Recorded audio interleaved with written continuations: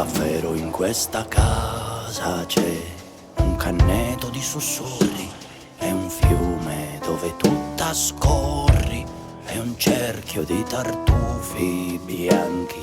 una campagna al vento e il canto di un somaro sperso che finché se la raglia in re terrorizza solo l'uomo che non è,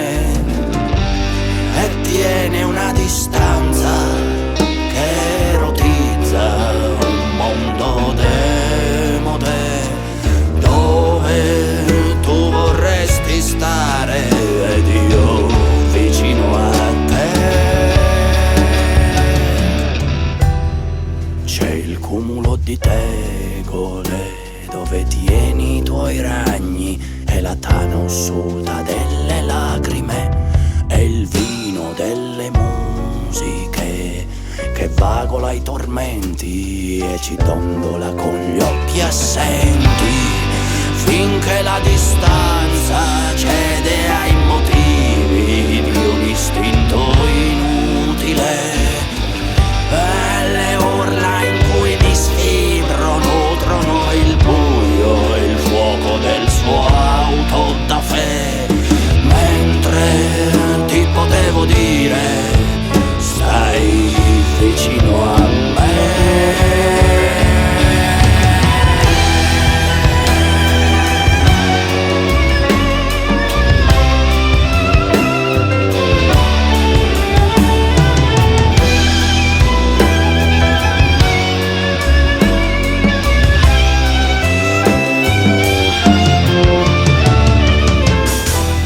Davvero in questa stanza c'è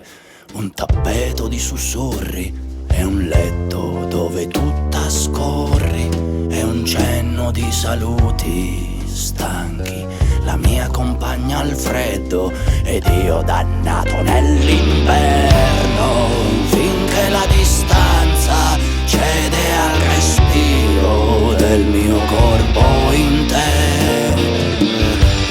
e con un segreto in bocca ti offro un sorriso nel suo inutile plissé.